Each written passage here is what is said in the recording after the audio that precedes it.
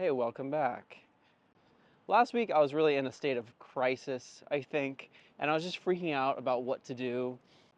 I was not in a good place regarding my career and my job. But this week I've had the opportunity to sit back, think about it, and maybe come up with some rational approaches.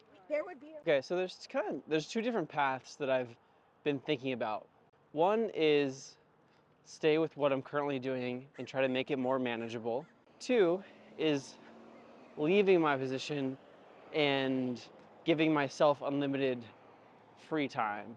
Last month, if somebody had asked me, hey Steven, I really want you to manage this project and make sure it's on track. And also, by the way, this project has nothing to do with what we hired you to do, and it has nothing to do with the domains that you're interested in.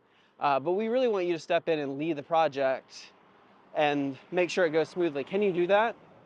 I would have just been like, yeah, absolutely. Put me in. I'll make sure it gets delivered. But now I'm really, really more than ever going to step back and think about the things that I say yes to. Like, if it's not something that I actually want to do and truly have to do, I'm gonna say no. Because really, I think I've just been given opportunities for these projects, and I've said yes, but like they're just soul crushing. They're soul crushing to me. Additionally, I was talking to one of the more senior people on our team, and he had a lot of things to say about being effective as an engineer who is remote. One, really try to like make an effort to go into the office once a quarter. Make it a point to meet with people and not have it like a day about productivity, but more of a day of just even socializing, just to connect with your coworkers on like a more human level, I guess. Two was to, when tasked with things that you really, really don't want to do, set yourself a reasonable deadline, like way farther out than you think it will take you, and set aside like an hour a day, like literally block it off on your calendar to make just one small step at least on that task. And I was explaining how, these tasks can really just consume my mind, and I think that calendar approach of just like making just a little bit of like incremental progress each day can help ease some of that stress. The goal is to have consistent tasks at work that I enjoy working on, that I'm not going to lose steam on. Basically, I just never want the death spiral of some task that just goes on forever because I just can't find the motivation to do it. And I think another thing is just being honest with the people around me, and like even after, you know, putting in a week or two worth of effort, if I'm not stoked on it or I don't think that I can do it, and I just find myself in a weird state, I'm just gonna be honest and say, hey, this isn't for me, or can we get somebody else to help?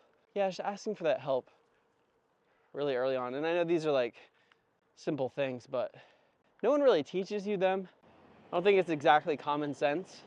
So now, I don't know, this is like a new form of burnout that I haven't really experienced this sort of burnout before. Other forms of burnout have just been like, a ton of stuff on my plate, just working nonstop and not getting recognition or enough reward out of how hard I've worked.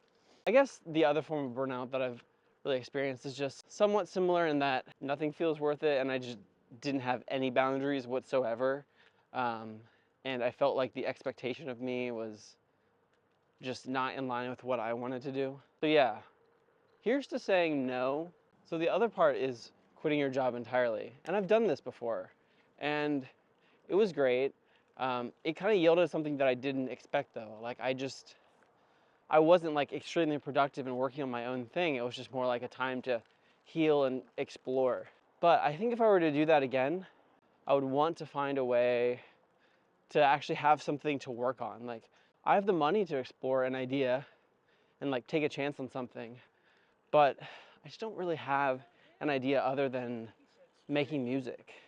And I would love to make music full time. Maybe I can make like YouTube videos or something. Honestly, watching these videos back has made me realize how much of a loop that I've been in for God knows how long. Like, it's this constant battle of, oh, I have to work, oh, I'm running into these pitfalls, but I want to work on music, I want to be creative. And it's getting really tiring. I think, especially for, I mean, I'm tired, and I can only imagine what it's like to be people around me hearing the exact same thing over and over again. And I feel like at some point I just need to take the leap, or not take the leap at all and stop talking about it until I find some idea that that makes me want to take the leap. It's really scary, and I don't have a rock solid idea. Like, I feel like I'm sort of under the impression right now that I need to have a solid idea or something already gaining momentum in order to quit and like jump into the next thing. I want to explore that a little bit in the coming weeks, see what some other people have done, and just see how it feels sitting with maybe some of my own ideas that. So okay. So here's the thing. I do have some ideas, but nothing that I'm like, oh, I got to go build this right now. But like, will I ever have that?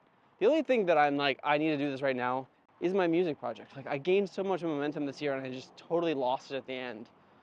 And it really pisses me off. And it really makes me mad. Like, ugh, makes me so mad. I can't tell you. To like get into the swing of things and then just get ripped out. And I don't know, it's heartbreaking. Heartbreaking. I worked so hard for that momentum, and I haven't really explored the, kind of option two of just leaving everything behind enough. I think if I had 3 months off, like, if I should, like, why can't we have 3 months off just every year to have fun and do whatever you want? Like, go have a good time. Why am I tied to a desk all the time? We don't need to be. See, this is part of the pattern that I'm talking about. This is that. I think that it just is plaguing our generation a bit. So as I was saying, I'm really sick of repeating these patterns, and I just want to stop it once for all. I want to move forward. I don't want to get caught in this trap anymore. I've been searching around, and I've been seeing clips of Jonathan Blow, who is, kind of a controversial figure, but, he was in Indie Game the Movie, which really inspired me when I was younger to program.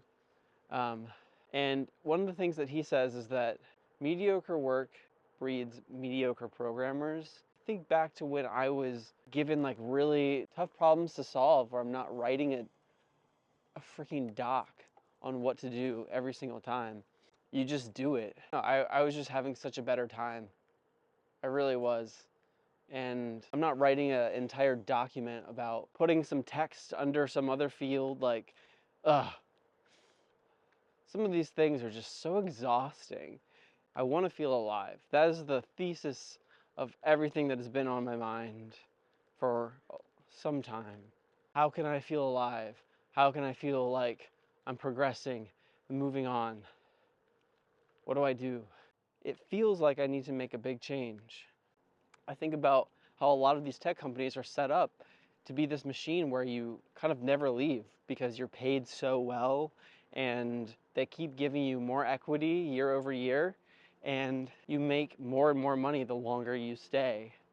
And it's just fighting that is really, really tough. Also thinking about how when people get older, they are less likely to take a crazy risk. They're less likely to be radical and make a big change. They kind of just mature into, whatever they're doing and accept the way that things are. And I just can't. I cannot. I cannot. So what's it gonna be, Stephen? What are you gonna do? Huh? What is it, buddy? You got an idea? Depending upon how you look at it, the way that I'm phrasing this is like winning, making more money, and just staying with the same thing is like losing, because you're not free.